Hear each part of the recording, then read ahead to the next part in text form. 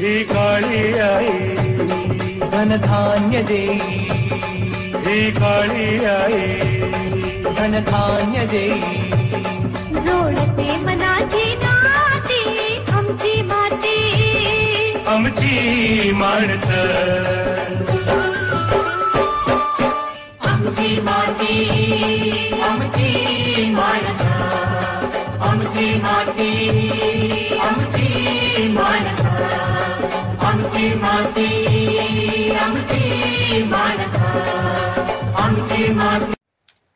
नमस्कार शेतकरी मित्रांनो, आज आपण पिंपळगाव तालुका भूम जिल्हा धाराशिव येथे आलेलो आहोत. शेतकऱ्याचं नाव, सर तुमचा परिचय सांगा.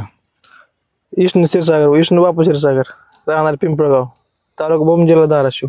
सर आपण ह्याच्या अगोदर कुठली कुठली पिकं शेतामध्ये घेत होता? त्याच्यावर मक्का, कांदा असली पारंपरिक जुनी पिकं, ज्वारी, बाजरी. बाजरी घ्यायचो. ह्याच्या अगोदर तुम्ही फळबागेमध्ये कुठलं पीक केलं का? ह्याच्यावर आपण द्राक्ष केली. आपल्याला द्राक्ष म्हणजे एवढं काय झालं नाही, त्यात प्रॉफिट भेटलं. द्राक्षाने कर्जबाजारी केलं. कर्जबाजारी केलं द्राक्षाने, एवढं काय झालं नाही. म्हणजे मी तुम्हाला 5 वर्षाखाली पेरू लावायचा सल्ला दिलता.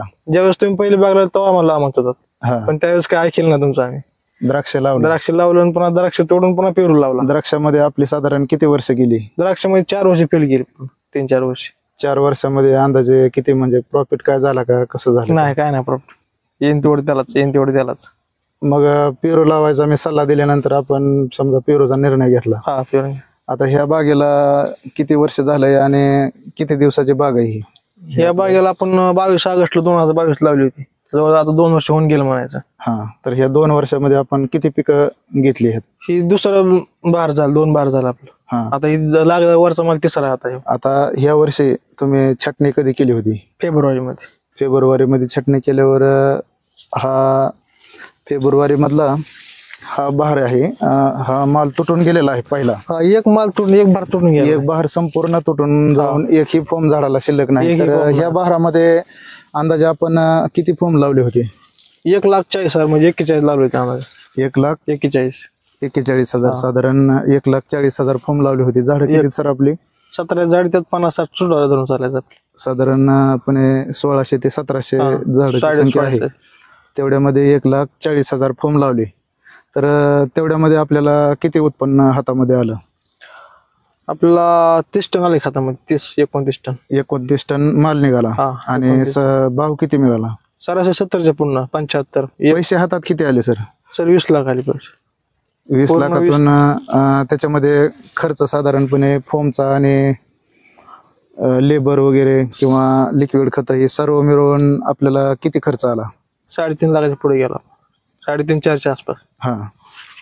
तर आपल्याला सर्वसाधारणपणे 16 ते 17 लाखाचं उत्पन्न सरासरी आपण जे कॅल्क्युलेशन शेतकऱ्यांना देतोय की एका झाडापासून आपल्याला 1,000 रुपये तर 100% मिळतात. तसं झालंय का आपल्याला? झालंय.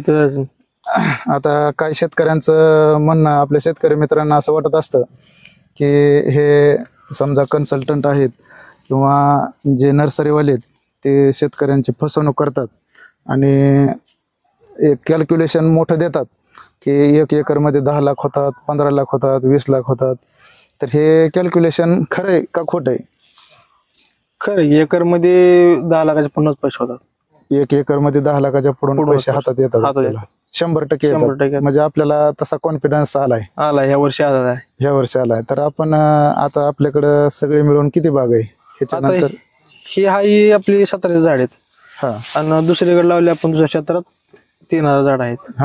सगळी म्हणून ती 3, 3.5, 1.5 असं म्हणून 5 एकर बाग आहे आपली पूर्ण. 5 एकर आहे. तर त्याच्यामधली ही 2 एकरच बाग चालू आहे आपली. 2 एकरामध्ये चालू आहे सध्याला. आता या वर्षी आपल्याला 20 लाख रुपये हातामध्ये आले. गेल्या वर्षी पहिलंच वर्ष होतं आपलं. गेल्या वर्षी पहिलंच वर्ष होतं.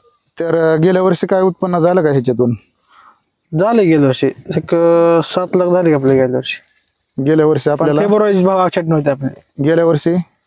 गेल्या वर्षीची कधीची छटणी होती? ही जून मध्ये छटणी केली. जून मध्ये छटणी केली. जून जुलै मध्ये छटणी केली. आणि तो माल आपला जानेवारी महिन्यामध्ये निघाला.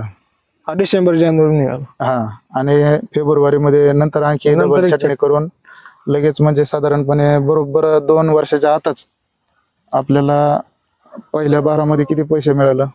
पहिल्या 12 मध्ये 7 लाख मिळाले. 7 लाख आणि दुसऱ्या वेळेस 20 लाख 20 लाख. असं 27 लाखाचं उत्पन्न मिळालंय.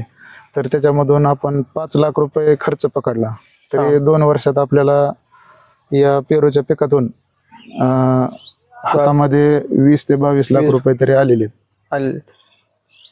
माहिती दिल्याबद्दल सर आपलं मनापासून आभार. धन्यवाद.